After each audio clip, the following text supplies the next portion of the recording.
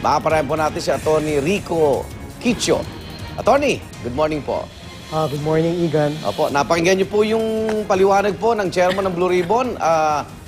Sa kabila po nito, bibigyan daw ng hanggang alauna po ngayong hapon. Pero buo na ba ang desisyon ni Mayor Junjun na hindi siya talaga dadalo po sa subcommittee public hearing?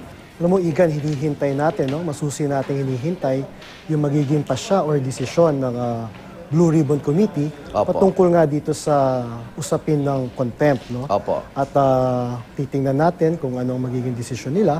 At tayo naman, patuloy natin na re-respetuhin yung Senado. Ngunit tayo po handa, kung ano man ho ang magiging pasya nila at haharapin po natin yan. Oho. Pero naghihintayin po kayo dahil sabi naman ni Senator TG, hinihintay nila yung parang komunikasyon o sagot ni Mayor na makikipag-participate sila. So hindi na po ibababa yung parang warrant of arrest. Alam mo, Igan, tayo naman, si Mayor Junjun Binay, lumahok na ho yan dito sa subcommittee investigation. Opo. Lahat ho ng mga katanungan ng mga tatlong senador, ipinaliwanag na po at sinagot na po yan ng maayos. Lahat ho ng dokumento na hinihiling nila ay isinumiti na rin po natin sa subcommittee, pati ho yung mga city government officials na talaga hong masasagot naman yung mga katanungan nila ay patuloy pong dumadalo dyan. Ngunit, Igan, nakita naman natin na talagang hinusgahan na ng subcommittee si Vice President Jejomar Binay. Binabastos na po ito sa tuwing may hearing. Napakasasakit po ng mga salita na binibitawan labang kay Vice President Jejomar Binay. Sino pa ba sa atin ang lalahok? Kung nakikita natin yung papasukin nating bahay, ang laman ho, yung mga bastos, po. Parang nakikita ho nating senaryo kung ganyan hong stand ng mga Binay at talagang masasite sila for contempt, maaresto, handa ho ba sila magpa-aresto? Basta ho tayo, haharapin ho natin yung mga consequences, Kung ano man ho ang magiging desisyon ng subcommittee or ng Blue Ribbon mamaya, tayo po, haharapin po natin yan. Meaning, they will submit themselves? Well, tingnan po natin, mahirap po kasing pangunahan kung ano magiging desisyon ng Blue Ribbon Committee.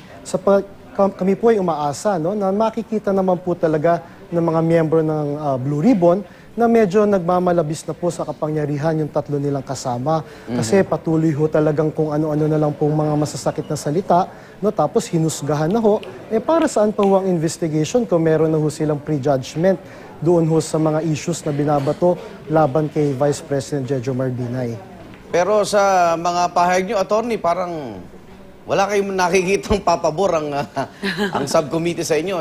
So, papa-aresto nga, di ba? Well, mahirap pong pangunahan, sapagkat marami hong miyembro yan. Okay. Sa pangunguna nga ho ni Senator Dingona, makikita po natin kung paano po nila titimbangin yung mga issues na nakapaloob dito. At kami naman po ay naniniwala na sa bandang huli, mananaig ho talaga yung reason, mananaig ho yung decency, para naman ho lahat ho tayo, yung mga kababayan natin, makikita na magkakaroon pa rin ho ng tiwala dito sa mga institusyon ng pamahalaan.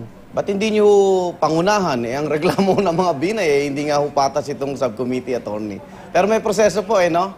Oo, dapat ho, lahat tayo, dumulog ho dyan sa proseso na yan. Dahil lagi ho nga natin sinasabi na yung mga batas, yung mga proseso, dapat ho nire-respeto yan. Senado man ho o kung sino man hong panig, dapat po respetuhin yung proseso at yung batas. Okay, isa na lang po. Ano pong pakiramdam ni Vice President dito na yung... Kasi yung anak niya ito, Anak niya po ang mauunang maaresto kung sakali man. Alam mo, Igan, kahit sino namang magulang, talagang masasaktan kung ganyan ang nangyayari. At paulit-ulit yung sinasabi ni Vice President Jejomar Binay, alam niyo po, sobra-sobra na po itong binabato sa kanya. Okay.